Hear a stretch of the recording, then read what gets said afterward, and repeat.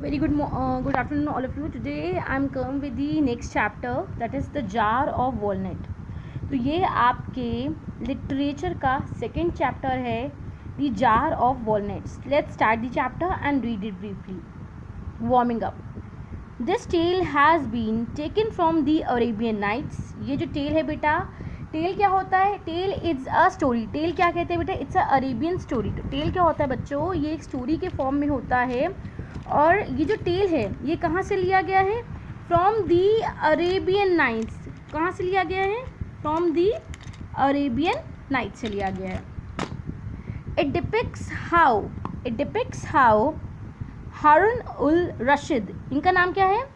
Haroon ul Rashid, the famous खलीफा of Baghdad dealt with a confusing case and meted out justice. कि कैसे एक खलीफा था Baghdad, dealt with the confusing case and meted out justice.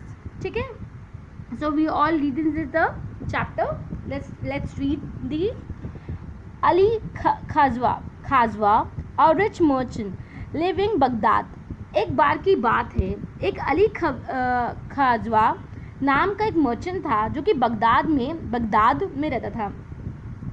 He had long desire to go on a long pilgrim. जैसे कि आप सब जानते हैं कि हम लोग रिलीजियस पीपल्स हैं हमारी कंट्री में, तो बहुत से लोगों का क्या होता है कि वो हर कोई इंसान पिलग्रिम जान जाता है, मतलब कि तीर्थ यात्रा पे लोग जाते हैं. तो उसका एक बगदाद होता है, बगदाद एक ना अली ख्वाजा एक नाम का आदमी होता है, एक टाइम का मर्चेंट होता है, जिसका मन होता है कि वो कहाँ जाए? पिलग्रिम जाए. बहुत सालों से उसके मन में ये बात होती है कि वो भी he want to go to the pilgrim, मतलब तीर्थ यात्रा के लिए. He also want to accompany for the tirth yatra, क्योंकि कहीं ना कहीं कभी ना कभी we all go for the Pilgrim.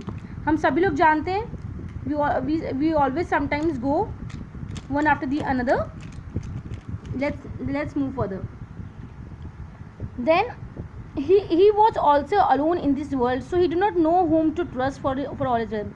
और क्या था, वो जो आदमी था वो अकेला था और उसको पता नहीं था कि वो किसके ऊपर ट्रस्ट करे और किसके ऊपर ट्रस्ट ना करे. Finally he sold his shop, least somebody should occupy it in his absence.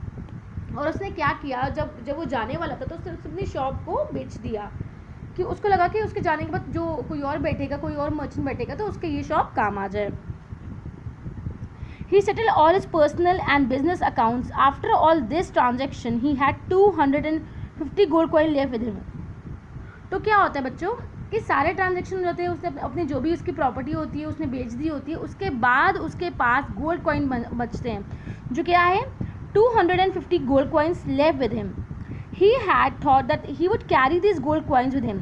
उसने पहले सोचा कि वो ये जो गोल्ड कॉइन्स है वो उसको अपने साथ लेके जाएगा, but it was too risky to carry so many gold coins for the fear of the robbers. लेकिन उसको डर लगा कि अगर मैं ये गोल्ड कॉइन्स ले जाऊँ तो कहीं रास्ते में किसी ने मुझे पकड़ लिया या रास्ते में मेरा किसी ने मेरी ये जो गोल्ड कॉइन्स को लूट लिया, तो he was afraid for this. He did not want to leave them in his house either for the fear of being stolen. What to do? क्या करे बेचारा? A question lurked in his mind. एक question जो उसके दिमाग में घूम रहा था. Soon he found an answer to all his as well. Ali Khwaja decided to carry 50 gold coins with him. उसने सोचा कि मैं 50 gold coins अपने पास साथ ले चलता हूँ and leave the rest with the town banker for safekeeping. और बाकी सब उसने सोचा कि वो एक बैंकर को दे जाएगा जिसके वो रख ले संभाल के. He bought a jar and a dozen of walnuts from the market. उसने एक जार लिया और उसमें उसने वॉलनट डाल दिए. He put the gold coins in the jar and covered them with the walnuts. He closed it and lid tightly and went to the town banker, Rustam Sheikh. किसके पास गया? बैंकर के पास गया था, उसका नाम था Rustom Sheikh. Rustam Sheikh inquired of him, yes, what can I do for you? मैं तुम्हारे लिए क्या कर सकता हूँ? I am going on a pilgrim, Ali Khwaja said. This is a jar full of walnuts. I want to keep it in your safe custody until I return. Rustam Sheikh said, of course you can do so joyfully. And since you are going for a holy cause, I won't charge anything for it. Just go into the storehouse and rest will be continuing in the another video. ठीक है, thank you so much.